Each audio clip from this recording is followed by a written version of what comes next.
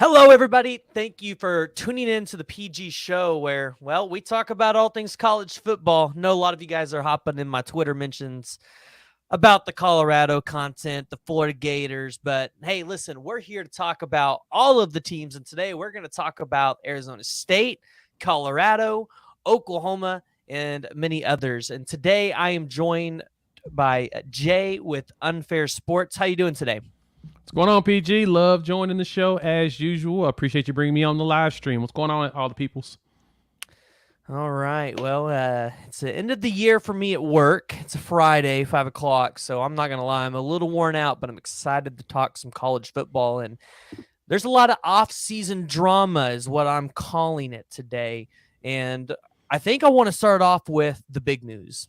So Jaden Rashada committed to Arizona State on National Signing Day, and one of the top QB recruits in the 2023 class. And in my opinion, I had Jaden Rashada actually in my top 5 quarterbacks in the 2023 class. I thought he had that much upside. I thought he was good. This is a quarterback that Jeff Lebby in Oklahoma were even looking at before Jackson Arnold. It just happened that Jackson Arnold beat him to the race. So Kenny Dillingham, he got himself a pretty good future quarterback here. And this is kind of where I'm going with this. So track with me here. Kenny Dillingham and Arizona State. People don't realize how rich of a state Arizona is in terms of talent. For those of you who don't remember, in 2019, Spencer Rattler came out of Arizona. And Spencer Rattler was one of the most highly recruited quarterbacks in that class. Since then, in 2020, this is where I'm going to start. In 2020, they had 11 players ranked in the top 500 per the 247 composite. Arizona State got 0 of those players. You had 5-star cornerback Keely Ringo, 5-star running back Bijan Robinson, if that one rings a bell to any of you guys. And then you had some other 4-star quarterbacks, or one of them was Chuba Purdy at the quarterback position. And then in 2021, there were only 7 in the top 500. But again, a common theme we're starting to see. Arizona State was not able to land any of those commitments. One of the biggest ones out of the state that year, 4-star quarterback Ty Thompson. And then in 2022, again, another 7 in the top 500. 0 were taken by Arizona State. In 2023, you have 10 in the top 500. One of those being 5-star tight end Deuce Robinson. Again, 0 so far have been taken by Arizona State. And I don't likely think that Arizona State and Kenny Dillingham land Deuce Robinson pretty much this late into the cycle, because we're done with 2023. Deuce Robinson is one of the very few recruits that has not signed yet. And it looks like it's going to be maybe down between USC, Texas, and Georgia. But in 2024, Arizona State has an opportunity to redeem themselves, because you have 2 of the top players in the country, the number 1 overall quarterback in Dylan Raiola and the number 3 overall edge rusher in Elijah Rushing. And so when I look at this commitment for Jaden Rashada to Arizona State, this is bigger than just getting yourself a quarterback for 2024, 2025, and maybe even beyond. This is an opportunity to create and drum up excitement around this program. And yeah, you have Drew Pine to kind of be that buffer this year to give Jaden Rashada time to build weight and develop a little bit more. But I think Arizona they've got the staff and they have positioned themselves to potentially go out there and try to lock down their state in talent, which is what Oklahoma is doing here. What's your thoughts around this one, Jay? Because I found this whole Arizona State thing pretty interesting. Yeah, I had some intrigue when it came to Arizona State getting Rashada, mainly around Dillingham being able to pull this off. Like you said, Rashada is a very good talent. He was one of your top players as far as quarterbacks, top 5 quarterbacks that you had on your list. And I mean, I can't argue with you. Dude's talented. I think he's going to be potentially something special.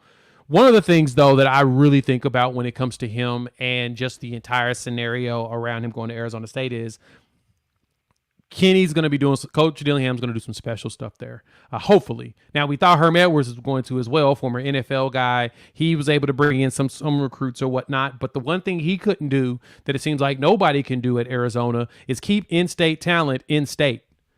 Their top guy in state is Deuce Robinson. He's not even considering the in-state schools. And that's been like a tradition for like go look at classes the last 10 years. They never go to those two in-state schools. And it's baffling because no one can explain why. Even in the times, I remember when Mike Stoops was out there in the early 2000s, there was a struggle to keep in-state talent. It's just that the Arizona kids don't stay in Arizona. And I'm curious as to why. But hopefully Dillingham can figure out how to flip that and bring them in. But it is wild that they can't do it. So the fact that they were able to pull him from Cali and get Rashada there, I mean, that's a big move. And the biggest thing is going to be, what does the product look like on the field? Can Dillingham bring them to prominence in the Pac-12 first and then something better? Because no one has truly been able to make Arizona State a potential power whatsoever. They can make them competitive, but the question is the school okay with them just being competitive? That's going to be like a long-term question. So very intriguing, but I want to see if he's able to keep the cycle going. Yeah, and that's kind of one of the things here. They got Rashad Samples, which I think a lot of people outside of the Kenny Dillingham hire for head coaching, we thought that Rashad Samples was one of the best hires of the offseason for Arizona State. And it brings a lot of overview to the Dallas area, just in the state of Texas in general. But I just don't think Arizona State is going to be successful on the recruiting trail if they can't even get the guys or at least be in conversations in their own state. I was actually just looking deeper into the classes earlier today outside of the top 500, and you would see Arizona State landing guys that really weren't ranked in composite rankings. It was Arizona that was actually, of all schools, landing some of the top talent in the state of Arizona. And Arizona hasn't been very good. So maybe they can put this Herm Edwards stuff behind them. I'm not quite sure what these penalties are going to look like from the NCAA on this program if they give any to them. In my personal opinion, Herm Edwards isn't there, so why punish the new coaching staff in this program since the previous administration is no longer there? But that's just my opinion. The NCAA does what they want to, but I think it looks like from the outside looking in, Arizona State's going the right way. But I mean, I just don't know, because, I mean, you're in the Pac-12. The Pac-12 is being diminished because you're not going to have USC and UCLA. So it's going to be, out of the Power 5 conferences, probably the least important, the most looked down upon. And I don't know if Arizona State's going to be able to build a name for themselves unless they can land guys in their own state like Dylan Raiola and Elijah Rushing, and even some of the future guys in 2025 and 2026.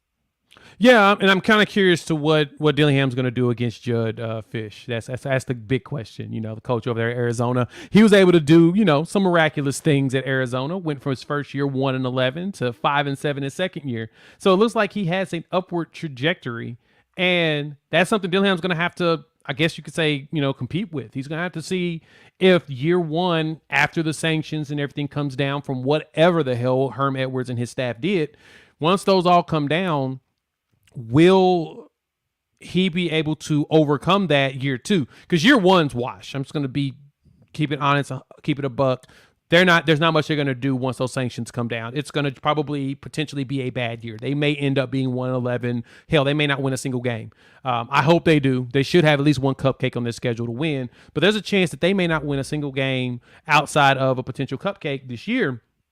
Then year two is going to be the question of what he looks like, what that change is going to be. It's kind of like what Coach Prime up there in Colorado. We're really more intrigued about next season than we really are this year, because this year we know they're coming from 1-11. They're going to improve. I mean, they've got to win more than one game. So anything that he wins after one is gravy, because that means they've made an improvement. But year two in staff, you'll have at least one class under your belt, working on your second class under your belt.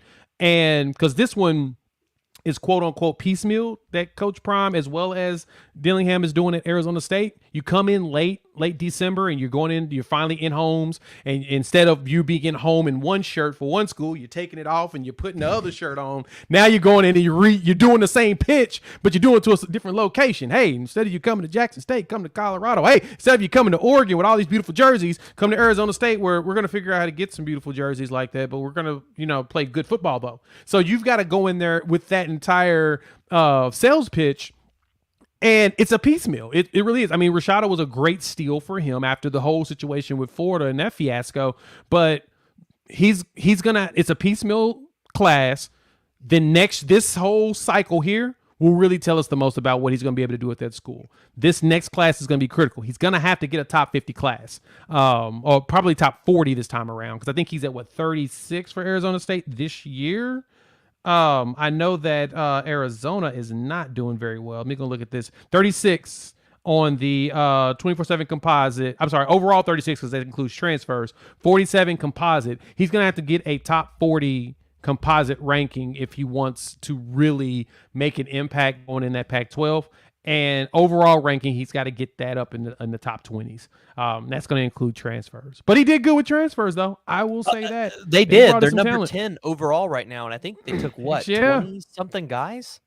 26. They brought in 26 commits. They brought in more than Colorado, and Colorado brought in 24. They were bringing in everybody. But he brought in 26, which is pretty darn good. Yeah. Number 10 overall, behind teams like Oklahoma, UCLA, Colorado, and Indiana. No, that's what you want. And they got Drew Pine, so they definitely have a quarterback that's comparable this year to be able to go out, or competent enough to be able to go out there and do something. I don't know. We saw what Oklahoma was able to do with all those transfers this year. I'm not sure Arizona State is going to be able to translate that, because it's not like Kenny Dillingham brought a bunch of guys from Oregon. At least from Colorado, Deion Sanders brought a bunch of his Jackson State guys, and the offense they're running out there is fairly similar. These guys out there at Arizona State, they're just going to have to learn an all new system. They've got to be able to develop chemistry together. I think you're right. They probably win 1 or 2 games. It's not very many. I think a lot of people point to that Colorado game as a game for Arizona State to win. That probably is a must-win for Arizona State. I think Colorado comes out victorious in that matchup, but if you're Arizona State, you have to go into that game saying, listen, they're not much better than us in terms of on-field, what they have returning, first-year head coach. We should be able to go in there and get that win, and I think that's what they're looking at. Yeah. Weston just mentioned in the comment section, it's going to be interesting. They do play Oklahoma State. Can they win that game? If they win that game, they almost beat Oklahoma State last year. My point. There's a chance. I mean, and I'm glad you reminded me. I forgot that Pine did transfer there, so he's got competence at the quarterback position. The question is can everything come together, which I think he can. If you've got competence throwing the ball, you can do enough to win enough games to keep the motivation going, I guess you could say. Arizona State doesn't expect him to be successful year one because they understand that they're going to be ready for those sanctions and all the stuff that went down with Herm Edwards or whatnot. So, I mean, there's a chance they may actually outdo my thoughts. 3-9 was what I was thinking too, Hank, is that's probably about the best in my mind, especially, like I said, piecemeal class and then all the changes. But bringing in that top 10 ranked transfer class, 26 kids, I mean, there's a good chance that you could flip that around and actually make it to a bowl game. That is bowl possibilities if Dillingham and his staff puts together a really good game plan and they go out there and win some games. Their schedule isn't brutal this year. No. I mean, Arizona is one of those teams I feel like you should be able to beat. Arizona had a decent year last year, but Arizona is not very good. So they should, I mean, that's a game that they should be able to win, and it's a rivalry game for them. So that would be big just in terms of in-state recruiting, which is kind of where we started with all of this. I mean, like I said, Judd Fish took his team from 1-11 to 5-7. So he's building something too. So, you got an in-state that looks like, coming from a former NFL coach, looks like he's actually trying to do some stuff. I don't know what special stuff he can do out there. I mean, it's Arizona State. They, for years have been, a roller coaster ride in general. But at the same time, if you can do it right. So, I mean, they got Southern Utah, so that better be a win. And then Oklahoma State coming to them. There's a chance that they could win out there in Tempe. And then Fresno State, which I'd be terrified if I was them. So they've got some winnable games. We'll see what they look like in conference, though. I think that's going to tell us be the telltale story of what they look like long term, because in conference, it's probably going to get tough. This schedule is not easy at all. Yikes. So Alabama, their offensive coordinator search is over, which thank gosh we don't have to hear any more Lebby rumors here in Oklahoma. Sooner fans should feel happy on that part. But they got Tommy Rees, the actually a former quarterback for Notre Dame, and ended up being the offensive coordinator there. So a little bit of backstory. He came out of the class of 2010. He played at Notre Dame for some time, ended up going undrafted to the Washington Redskins, was on their practice squad only, but then became a graduate assistant at Northwestern in 2015. Went to be an offensive assistant at the San Diego Chargers. Man, that is so weird to say. San Diego Chargers in 2016. Superchargers. And then went to go be a quarterbacks coach in 2017 through 2019 for Notre Dame, and then ultimately became the offensive coordinator and quarterbacks coach in 2020 through 2022. And his offenses weren't terrible. And I think you talked about it. The best quarterback that he maybe worked with was Ian Book. Now, Notre Dame has not been known for their quarterbacks. They have one in 2024 that I think they're really excited for in CJ Carr, but that actually is interesting because I think Alabama has now positioned themselves to maybe go out there and get a 5-star quarterback for 2024. And maybe if Drew Pine doesn't work out at Arizona State and they need a tenured quarterback, Drew Pine could potentially enter the portal after the spring and say, hey, take me to Alabama.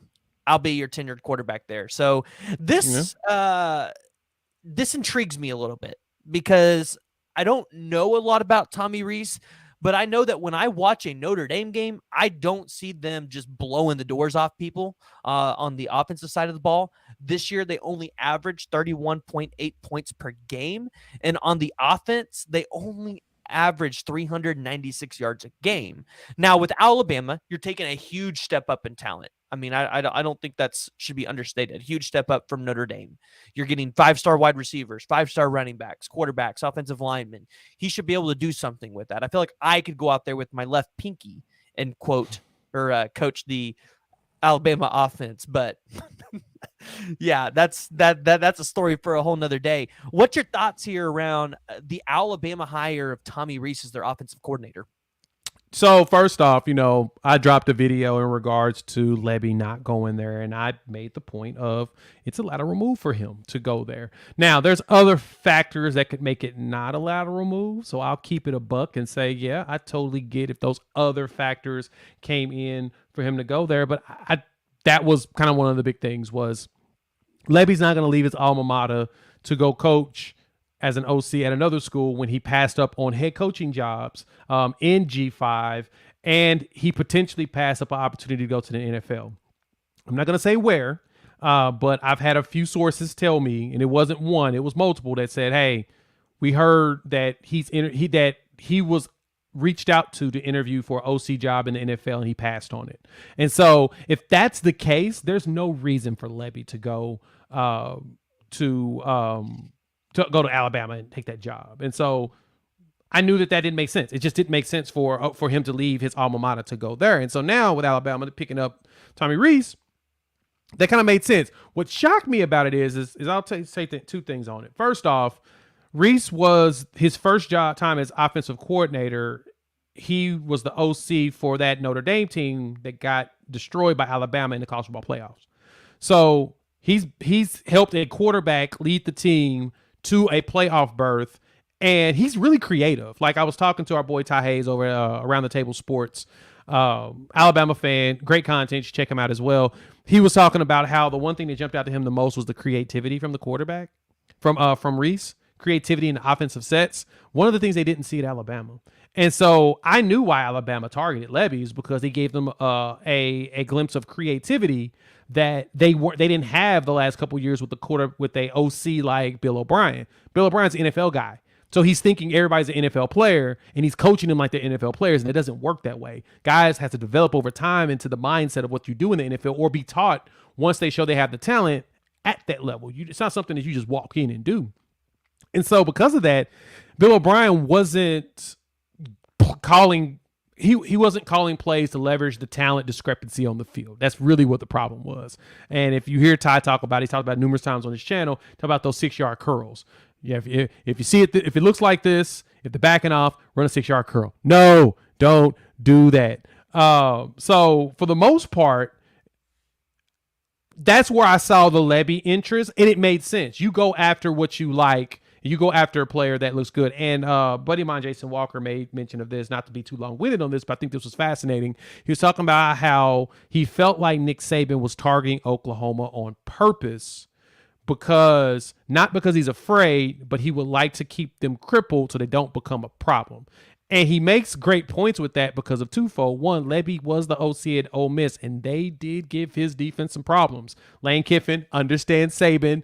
Lebby understands Saban from working in proxy. They understand him. The second thing is Brent Venables won 2 national championships with his defense against Alabama, some of the really good Alabama teams. So because of that, you're dealing with 2 guys that have an ability to compete against you at the highest level, especially once they get the talent to go with it. So it makes sense to go after that coach if you can prevent them from rising too much, rising too fast.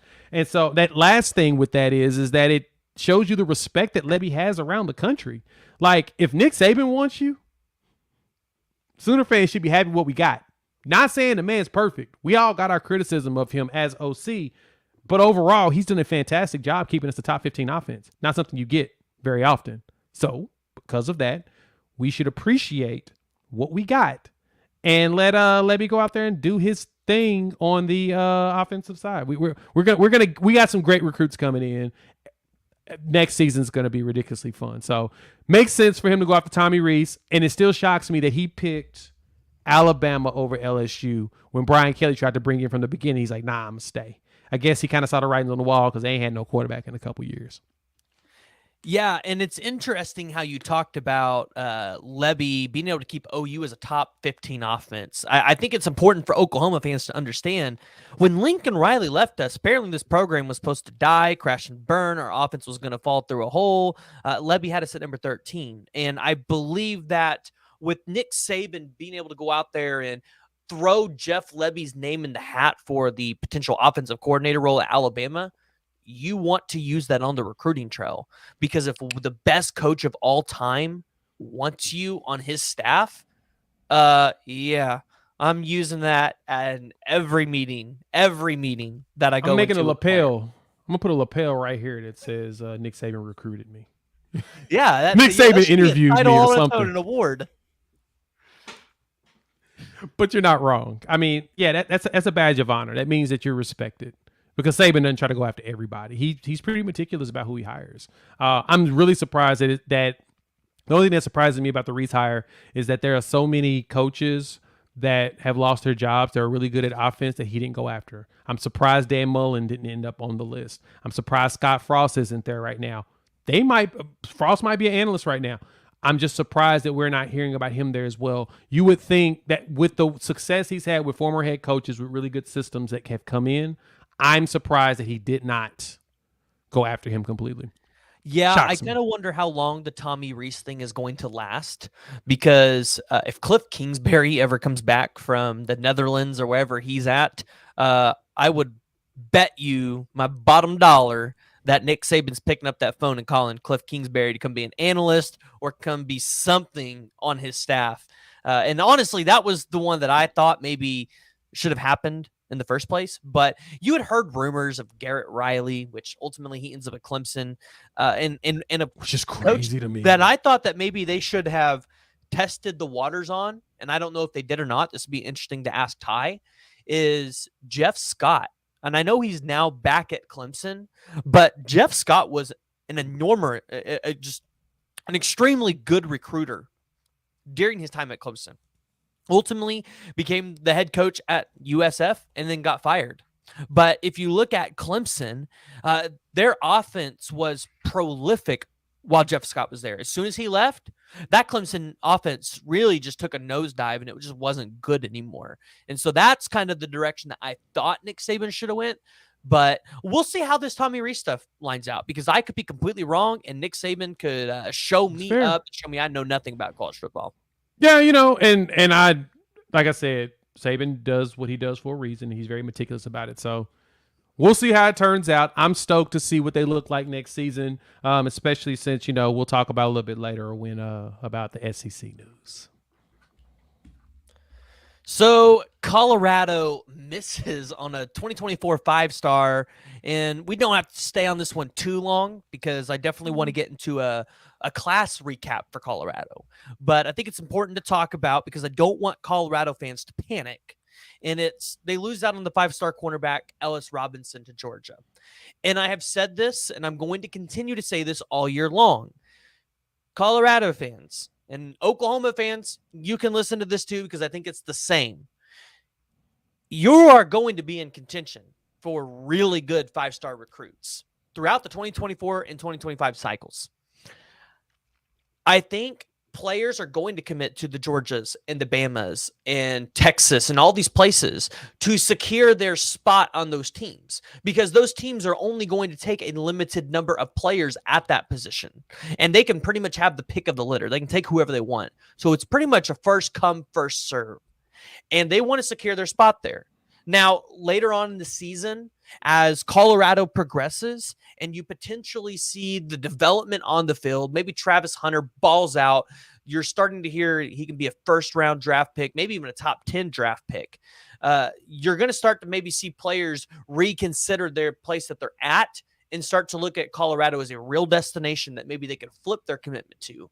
So I think for Colorado fans, you're going to see a huge, maybe even November and December with flips before early National Signing Day, as you start to see this team put out a product on the field that shows recruits that they want to be there. Do you have any thoughts around this, Jay? Oh, no, you're spot on. That's probably the best thing you could possibly say, is that when they start putting the product on the field and people start seeing it, seeing the hype and believing in the hype, and the hype actually comes to fruition, bruh, there's a good chance that, you're going to see some of these kids flip. They're going to want to be a part of that. And Coach Prime's brand, the way that he does it, his son, with Well Off Media, Deion Sanders Jr. has been doing Well Off Media for a long time. He's doing that for years. I followed him on Twitter or whatnot a long time ago. He's been making the shirts and stuff for his dad, the GOAT shirts or whatnot. He hand makes them, all that jazz, not to advertise, but more so the point is they've been doing this media and building this stuff up for a while. And then they recognize that, you know what? Kids are into that. Kids are into YouTube. Kids are into making YouTube channels. Kids are into content creation. A lot of them want to get onto that. So guess what? Let's go ahead and appease them. I got a young son. You do that part. Just don't interfere with me and my coaching. Let's see what happens. And guess what? It's appealing to the kids. It's appealing to the players. They're looking at this like, man, that's kind of cool. That's fun. That's edgy. I like that. I mean, we laugh at Bill O'Brien and him being on the TikTok. Brian Kelly on the TikTok dancing or whatnot with the player looking all weird. Having fun with kids. You kind of do that. And think about, Brian Kelly's old. So being as a grandparent that he probably is, he's probably doing goofy stuff with his grandkids all the time too. So, but doing that with them, it gets some of these kids' attention. It shows that you have a personality.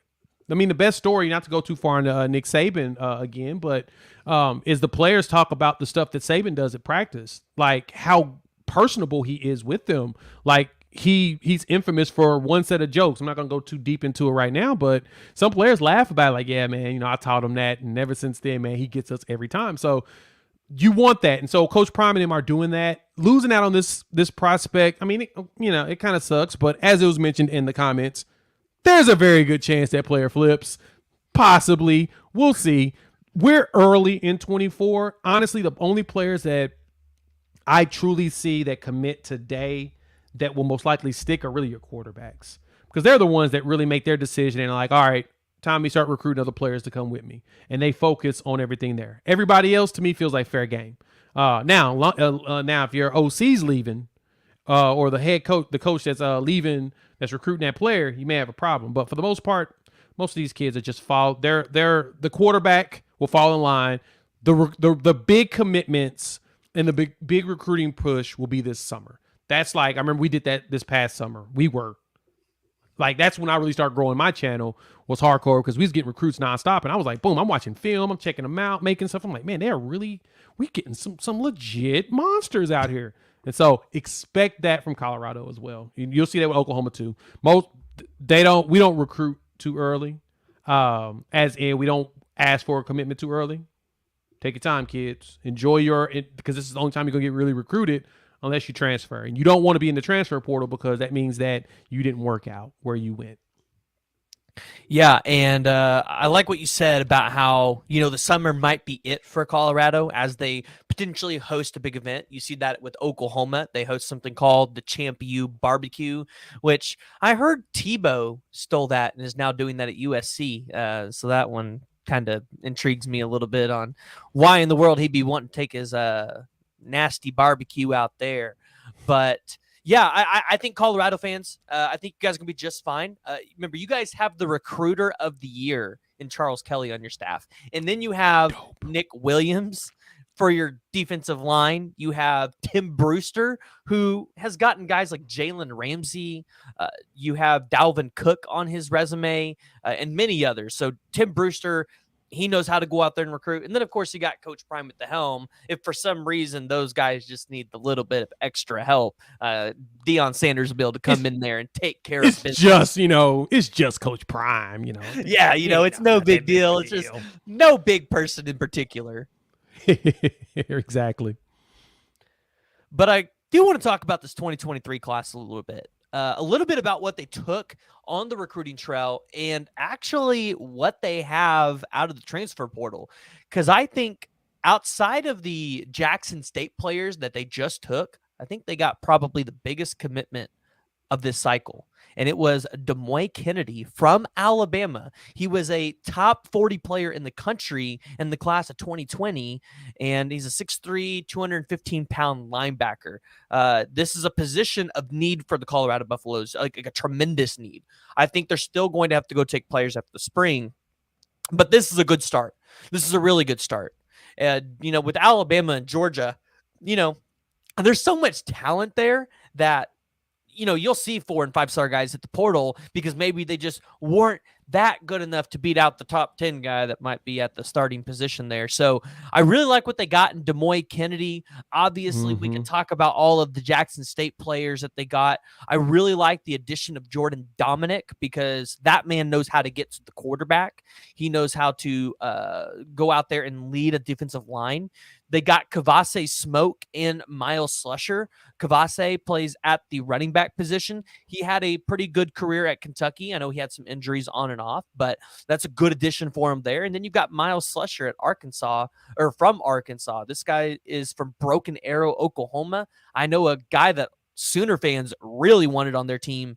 I really like what Coach Prime has been able to piece together through the transfer portal because he's doing in his first year what Brent Venables couldn't do in his first year at OU because Coach Prime got there a week or two at the right time because he's able to take best fit from the portal, not necessarily best available. If you remember, Brent Venables came in pretty late. The portal was already open. We were kind of running up to the deadline there.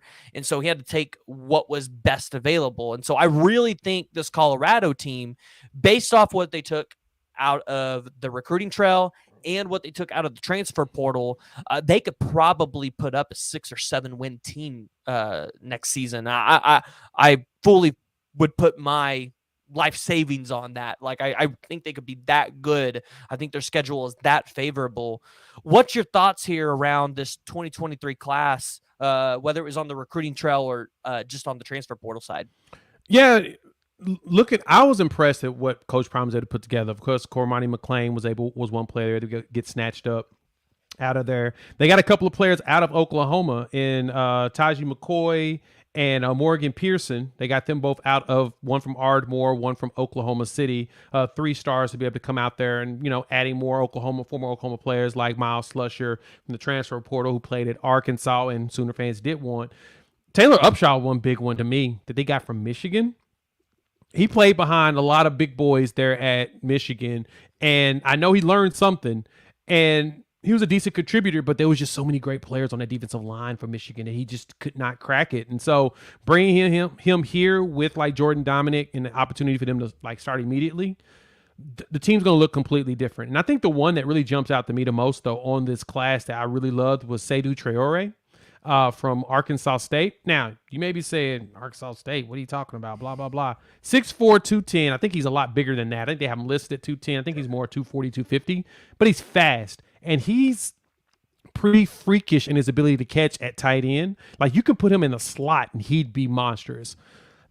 That was probably, to me, the biggest steal that he got out of the transfer portal, because that's going to be a solid player. That's going to be one of those players that is going to jump off the screen when he's competing and when he's playing. You're going to be like, oh, man, that's a pretty good player. And then that gives Jaden Sanders another target that he can immediately throw to out there in the field. And that's going to be the key thing, is what is it going to look like with the Sean Lewis offense that's high octane, nonstop, boom, boom, boom, having Seydou Traore, having Jimmy Horn Jr. from South Florida, who put up some pretty good production as well. What is it going to look like when you get into that pace? I'm interested to see how they get there, but overall, they did a really good job piecing this class together. I think they got like 46 kids total. They've got a composite. They had a 5th ranked transfer class, 30th in the composite, and so a 21 overall rank on 24/7, which is pretty darn good if you're able to bring in that many total commits your first year. 43 total commits. That's huge. And so he'd be able to switch this around just like Mel Tucker did when he was at Michigan State. His first year, he took a whole bunch of transfers. Kenneth Walker, which was fascinating. Kenneth Walker leads Wake Forest, and Wake Forest has a better season, but I digress on that. He could probably pull a Mel Tucker and bring that team up to a bowl game. I'm thinking they're going bowling. I'm saying 7-5. Great. They go in, they go bowling, and that's going to be the momentum leading into the 24 class. And so Colorado's going to be a force out there in the Pac-12, especially when the big boys leave in UCLA and USC. They have a potential chance of owning it, and if they own it properly, they can keep Coach Prime around for some years. Like, all you got to do is start winning and bring in money. You ain't going to lose them. Yeah, I actually talked about the breakdown of the schedule for Colorado in 2023, and dude, I really think it's favorable because their first game is at TCU, and I don't think anybody really knows what TCU is going to be. I don't even think TCU knows who they're going to be next year because they lost a lot. And I know they've got Chandler Morris coming back, the guy who originally won that starting quarterback position at TCU, but I think it was clear Chandler Morris was not the best quarterback in that room and probably should not have been the starter. And so I look at that game. I look at the Nebraska, the Colorado State game. Those are their first 3 games of the season. Those are very winnable games for Colorado that I think that they could be very slight favorites in. That could put them at 3-0 to start the season. Imagine the hype around Colorado going to Eugene, Oregon at 3-0. Now, unfortunately, your next 2 games are at Oregon and then USC at home. I think they drop both of those, but you can get right back on the winning trail at Arizona State and Stanford. That puts you at 5-2. Additionally, you're going to have at UCLA. What are they going to be? They just lost their 7-year starting quarterback, and they got a true freshman coming in. Oh, I think Chip will be fine, but they're going to be a problem. Chip's going to be fine. I don't know. I see that as a potential toss-up game for Colorado. You could literally put that as a 50-50 game for Colorado. Fair. Because they're not going to have Charbonnet, they're not going to have Charbonnet. And then you have Oregon State. Is Oregon State going to be really good with DJU? I don't know. I know they had a good defense last year, but let's say they lose that game. You got Arizona. That puts you at 6-3. Washington State. They should win that one. That puts you at 7-3. You're going to lose to Utah. So really, you look at that UCLA game, that could potentially put them at 8 wins this season. 8 wins. Like I look at it and go, this schedule is very favorable for them to go out there and do something in the first year and really make a name for themselves. But I don't know. I might digress because I might be in over my head. I don't know what y'all's thoughts are. I dropped and broke down the schedule, and that was my thoughts. That's I'm seeing 7-5. I need to put one together for Oklahoma, but I'm kind of wanting to wait until close to the spring game. I don't want to give an instant reaction on a record yet. I'd rather think this one thoroughly again like I did last year, and probably drop it in the summer when we really see the second round of the transfer portal and who comes in, who decides to go, who loses their job and decides to transfer. That makes the most sense. But yeah, I mean, overall, they did a really good job on this class, man. Shout out to Coach Prime. They walked in and did what they were going to do. Hank actually asked a pretty interesting question here in the chat. He said, do you feel good about a Grinch Speed D stopping Colorado? It's a fascinating thought. It is a fascinating thought. I do think Grinch's defense would be fast enough to keep up with Colorado. But the problem is they have to play that game at Folsom Field this year. And that Sean Lewis offense is going to make any defense run up and down that field. And remember, there is such thing called elevation sickness because your body, the human body, if you're not playing at that elevation or at a similar elevation week in and week out, you got to have time to adjust. So USC might have to get to Colorado, 3 or 4 days early to try to hopefully get some of their athletes' bodies to adjust to that elevation change. But even then, that might not be enough, especially in a Sean Lewis offense that's going to make them run up and down the field. It's an interesting question, and I definitely think if Colorado only has one loss by that point, you could for sure probably see game day at Folsom Field for that USC game. Oh, yeah. They're going to get a lot of attention on that game, especially depending on how USC does. It's going to be interesting, Hank, and that is a very good question. What is the Speed D going to look like in that altitude? Are they going to be ready for it? Are they going to be prepared for it? That's really the biggest thing. Are you going to be prepared to play your speed defense against a very high octane, fast, go offense? Because I mean, look at Kent State, man. That's how they played, and that's going to be another one. And so there was another question from I Swear TV. Thoughts on the potential Big 12 expansion with corner schools joining? Woo-wee. We got to talk about that. Yeah. We probably talk about that in the next segment. That one here in just a second. But as we wrap up this Colorado conversation, I want to ask, and I want you guys to jump in the comments and let me know too. Okay. The 2023 cycle, Coach Prime had two really big flips. Dylan Edwards at the running back position and Cormani McClain. Which one do you think is the most impactful? In my opinion, I think it's Dylan Edwards because I think Dylan Edwards can come play for you day one and I think make a significant impact on that offense. It's fair. I'm the opposite. I think Cormani McClain is. I think Cormani McClain can walk out there and start at corner today. I think he's got the intangibles, the ability, and it's going to be crazy to see him and Travis Hunter either lining up across from each other to practice or lining up on as bookends on that secondary if Travis decides to go back and play corner. Because Travis is just an athlete. He can play both sides of the ball. He's a great wide receiver. He's a great corner. He can do both. But you put both of them together, oh, my goodness. Oh, my goodness. I mean, I'm not going to say cancel Christmas, but geez Louise. Imagine that type of talent next to each other, and it grows up together for at least a year. Next season is going to be absurd. I just want you to realize we really could have Travis Hunter stay till his senior year with Cormani McClain as a sophomore. That Colorado backfield could be insane in year two. Insane. Yeah. But let's kind of talk about this Big 12 expansion a little bit. So we'll start with the news. It sounds like OU and Texas might not be leaving the Big 12 until 2025, which, let's be honest, that's kind of been the news since it started. There's never really been any real confirmation that OU and Texas would leave early.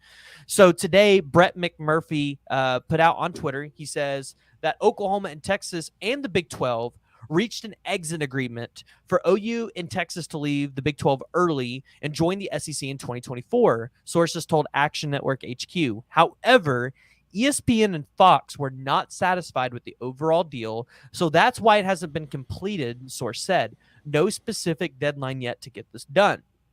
So this interests me because if you were following this whole situation, and we'll get to the expansion talk here in a second, but I think this is important to mention. Because if Oklahoma and Texas are not leaving this conference, I think it's hard to expand the conference.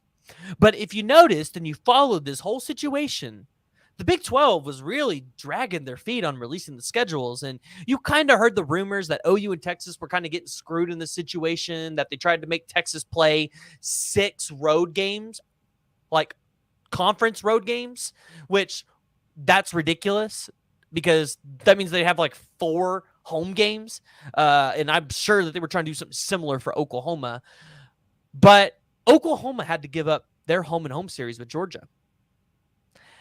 And now if they're being told that they have to stay in the Big 12 till 2025, they could have kept that home and home series, which would have brought in significant money to Norman and probably significant money to Athens. So I'm pretty sure there's some hard feelings here for Oklahoma and Texas because they're ready to leave. And I feel like the Big 12 is ready for them to leave. Brett Yormark would probably like to see them go so they can just get into this new era of Big 12 football, basketball, whatever the sports are. But this news intrigues me a little bit. So, Jay, what's your thoughts here around Oklahoma and Texas not leaving the conference until 2025? It's kind of crazy that's kind of how it's gone. Like the negotiations for the most part has been like Oklahoma, Texas is like, yeah, we'll negotiate, but the contract's not up to this date. SEC starts their new contract in 2025, so we don't have to. We can wait. But the fact that they came to an agreement, but then they couldn't agree with the TV partners, it's annoying. But at the same time, that's business. You know what I'm saying? That's kind of how it works. It's these TV partners are paying these schools for these rights, and they have to have their inventory in order to make their money. And Fox wasn't getting much inventory from anybody else that ain't named Texas or Oklahoma. Like you ain't getting much from anybody else in the Big 12. I mean, no shade to everybody else in the Big 12, but I mean, just keep it real, just keep it a buck. These are the two of the biggest brands in the country and 2 of the most profitable teams and highest valued teams in college football total. I mean, they're both top 10, and Oklahoma has spent years between 2 and 8 as far as bringing in the most revenue. So money is with both of these schools, them in Texas. And so it's unfortunate that they've got to wait, but at the same time, kind of like you mentioned, PG, in our group chat, I'm saying, going to put you out a little bit, but you stated, we need a little bit more time. And I'm totally for that. And I think both schools were saying, hey, we'll gladly leave if you're negotiated, but if that's the case, we'll stick to the contract and move forward. We're not gonna just break the contract and give you money to make you happy. We're only gonna do it if it makes us happy. We don't care. We can go either way. And the good thing is both teams are bringing in these top 5 classes in recruiting. All you gotta do is keep doing that, start building up an SEC type level of team, and be able to go beat everybody, but and battle it out with Georgia and Alabama. Like, because the one thing about it, it's funny, a lot of people were trying to jump in comments and say, oh, that Texas and Oklahoma are scared, they're broke, they don't want to lead, they don't want to come to SEC yet, blah blah blah. They don't want to be mediocre in the SEC. You gotta keep it a buck. Let's keep it 100% honest. That's not how that works, because they're not gonna play Alabama and Georgia every week. It is literally just the only 2 schools that are scary there are Alabama and Georgia. And I like Tennessee. Tennessee's my other team. You're only chasing Georgia and Alabama until you pass them. Ain't nobody else that really, to me, is that dominant. So overall, I think it's a good thing for Oklahoma and them to stay around. Expansion, I think the Big 12 is going to push for it. They're going to push for trying to get 20, and I could totally see them snatching up the Arizona schools, possibly Colorado and Utah. If there's any schools I'm going for those 4, and that's it. I would love Oregon and Washington. It'd be fantastic, but it'd be really hard to convince them to leave. Really hard. Because they want to be the bookends of a conference, and they wouldn't be the bookends for a Big 12, unfortunately. So you can try that, or if you decide that you want to go 24 and go ahead and pick up all the big schools up there, you can, but I don't see it as a bad thing that Big 12, that OU and Texas are staying for 2 more years. This season, go win it. Next season, go win it, and then go to the SEC on top.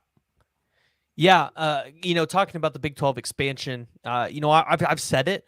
It would be really smart for the Big 12 right now to go after Colorado because you've got Coach Prime, and we know that this contract that Brett Yormark negotiated leaves room for the powers to be to increase the revenue coming to these schools depending on what schools they bring in.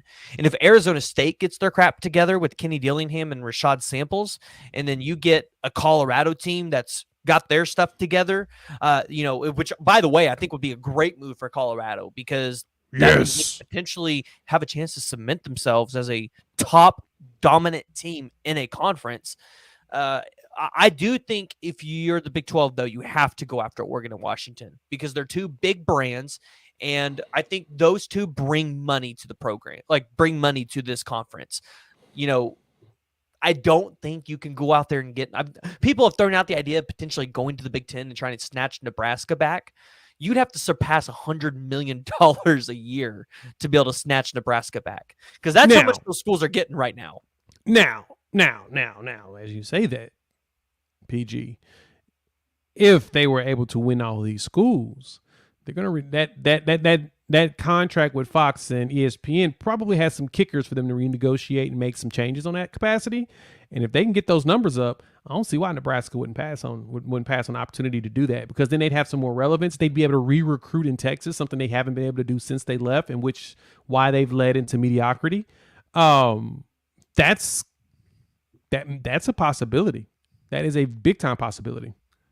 Oh, yeah, my goodness. Well, yes, and you're right. You make a good point there. If Nebraska comes back, you get to reissue your rivalry with Colorado, which is big. That brings in money, which you got Matt Rule, who's, I think, the perfect coach for Nebraska. And you've got Deion Sanders at Colorado. It would just make for a lot of good headlines. That would be a headliner game every single year we'd all look forward to. But then you have the chance to go to Big 12 championship games. You'd have the chance to potentially play in playoff games. So even if you're not getting the full $100 million you'd be getting in the Big 12, you'd probably make over that with incentives and spiffs just for winning conference championships, being a top dog. I don't think you're going to do that in the Big 10, especially with USC and UCLA coming to that conference. I think it's just going to be a lot harder, because even Wisconsin is becoming relevant in that conference. I mean, what they took out of the transfer portal this year, they might be one of the best teams out of the transfer portal this year. But I think the Big 12 has a lot of opportunities. I think in a perfect world, you take Oregon, you take Washington, you take Arizona State, Colorado, and Utah. That would put you at 18 teams. You take those final two spots and you try to go snag some ACC teams. And I get it. People have talked about this contract with the ACC and the buyout. It's ESPN, man. They can tell them that they're out of their buyout to go be in a conference that's going to make them more money at the end of the day. I think expanding your roots out into the Florida and Miami space, getting those two big brands in there, the Big 12 could potentially try to rival the Big 10 for the second best conference in all of college football at that point. So then you get the logistical issues of trying to figure out how you're going to do all the scheduling and stuff. And that's kind of where the problems come in. And I think that's where why the schools have not expanded into these super conferences of 20 plus schools each is it's a nightmare. It's a nightmare to put all that together, because remember, right now the Big Ten's dealing with it. Y'all been paying attention to what the Big Ten's doing is exactly the oversaturation piece. Look at what the problem the Big Ten has. The Big Ten West last season was awful. Illinois ended up in the championship game. It was awful because all of the powers on the East, all of your powers on one side, you've got 4 schools that are considered powers on one side. And sometimes a West school will get lucky enough to not play a single one of those powers. That's honestly what happens with Iowa a lot. They'll have a year where they don't play Michigan State, or Ohio State, or Penn State. They'll miss all 4 of those schools, and guess what happens? They lose one game all year. And we're like, oh, is Iowa any good? Go look at the schedule. Then you're like, oh, never mind. So if you're not really playing anybody, you can cupcake your way through it, because, I'm sorry, the rest of those Big Ten schools, no. But I think they got 4 schools that are right. They're going to the top 2 teams in the conference now. Yeah, I think they're switching that. They're gonna switch that to the top 2 so that they can stop having a West team. But at the same time, you still logistically got to figure out how everybody's going to play each other. It's going to still be years. There's going to be years that they're going to run into. They're going to have 3 teams that could potentially be, or they have 1 team that's undefeated, and then they'll have like 2 or 3 teams that are like 10-1, right behind each other. How do you beat that? Is there a head-to-head? Did all of them play each other? There's a chance all of them didn't play each other. You run into so many logistical problems with that, and that's the reason why you got to have some sort of divisions or pods to try to make it easy, and then create a quote unquote playoff system for a massive conference. That's where the oversaturation comes in. That's where that's going to be a pain in the butt. Because think about that. I'm just thinking about this for the SEC. You have 16 teams. You probably need to go into 4 pods of 4, and then play like a team in each pod in some capacity. And in order to really figure out who's going to play in the conference championship game, because there's going to be a couple of teams with similar records, you probably need to put together like a semifinal and a finals. Like that's a just more conference football championship that we see in the basketball. Exactly. And that's going to be a pain in the butt. Nobody going to want. We want to see it, but those conferences ain't going to play more football. Kids don't need to be playing more football. That's bad wear and tear on their body, because then at that point, we're going to get nothing but bad football in the playoffs. Do y'all want bad football? A whole bunch of injured people? No. But that's why the NFL is a game of attrition. I think that's where playoff expansion has really helped, though, because now going to 12 teams, you have the ability to award conference champions, but then also maybe bring in some of those teams that missed the conference championship that could still compete. Because I think a 12-team playoff this year would have done wonders for the playoffs, because you would have had in there, a Tennessee in there. You know, maybe you wouldn't have seen a TCU get blown out 60-7 or whatever. You would have. Or was. You would have. You don't think Bama could have reached it, or Tennessee could have reached the playoffs and competed? Nope. They're both getting blown out. Georgia was just going to blow out whoever they was going to play in front of this year. It was just inevitable. It was. You're not giving the best matchup for them was Ohio State, and then that fell apart when Marvin Harrison Jr. got hurt. If only Jackson Smith and Jigba was healthy in that game. There you go. Yeah, there's 2. They lost 2 receivers. Jackson Smith and Jigba didn't play. You had Marvin Harrison Jr. cooking them, and then he got that hit in the back of the end zone, and he was done. And so overall, you're going to still get blowouts. It's going to happen. A team may squeak by, but the good thing about the 12, which I do appreciate as well, is going to be the 12. Is going to be the playing at home in the first round.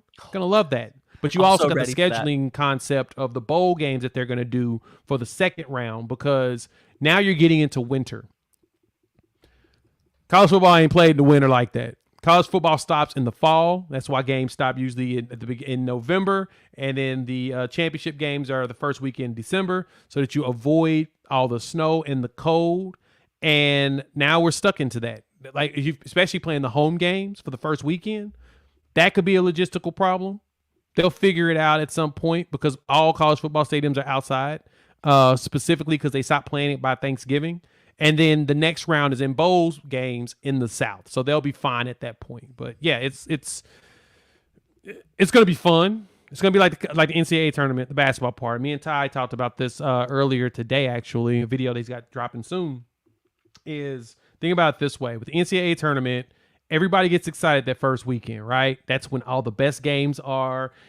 People that don't watch college basketball at all will sit in front of a television and watch through those games because it's excitement. You have Cinderellas. You have teams that are knockoff top seed, high seeds, and it'd be awesome. Upsets. Throw my bets. Create a bracket, and I'll pick all the mascots, and that's how I'll pick my winner. Blah, blah, blah.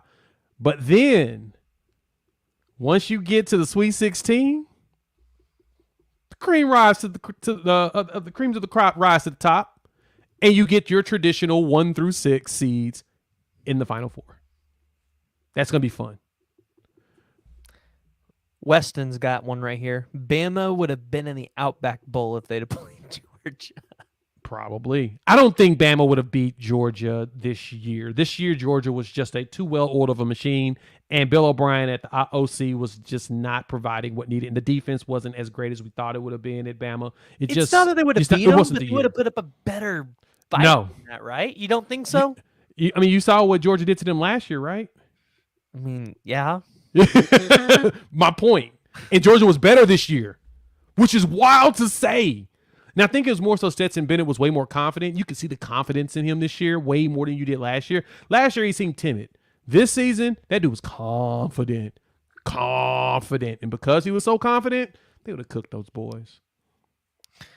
Georgia's going to be scary because I don't think a lot of people realize this. That team is young. So who's throwing the rock next year? Say what?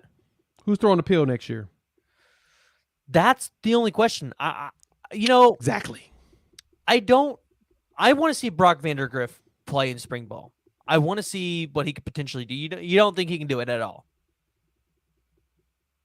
If he ain't done it now, he ain't gonna do it. I don't think he's any good. They weren't going to give I that think job we to did it. anybody else outside of Stetson Bennett. Why not? Brock was a 5-star, right? Was he a 5-star? Was he a He high was. 4-star? He was a 5-star. Why didn't he get the job? Why didn't he take it? It's Stetson Bennett, man. Kirby Smart loved Stetson Bennett. You know, Stetson was a walk-on at Georgia, left because he wasn't getting the job because JT Daniels took the job, and then he came back from JUCO because they lost Justin Fields. That let Justin Fields walk. So my point. Maybe he's not a good evaluator of talent. We don't know. Maybe Brock Vandergriff is a star and he's sitting back in that quarterback room, and that's what I'm saying. Like we really don't know, because we have questions about if Kirby Smart and Todd Monken can really evaluate the quarterbacks they have in that room because of what happened with Justin Fields. I mean, they literally brought in a walk-on quarterback and he took everybody's job. I don't know. Maybe they just love Brock was number 17 in the country. Stetson Bennett. I don't think that's a love for Stetson Bennett. They brought back Stetson Bennett. They convinced him not to go to another school because they lost Justin Fields, because they just needed depth. They just needed another backup. So they gave him a scholarship instead of him walking on this time. And he just ended up going out there now playing everybody. Just saying that Stetson is really good and he's got a lot of moxie and poise and he's really good at doing his job. But my point is, Brock, well, I haven't seen Vandergriff, and I've been seeing around that people aren't that very high on Vandergriff right now. Yeah, I don't know. We'll have to see. We'll see what he looks like in the spring game. Maybe he puts it together. We still got to hold out hope for the kid. We don't want to just write the kid off, because we don't want him to have another JT Daniels situation and then maybe have another Tate Martell story. That would be kind of crazy to see another 5-star literally have to go play for 3 or 4 different teams before he can really become a starter or even see the field, or maybe not even see the field at all. Right, but they've got others in that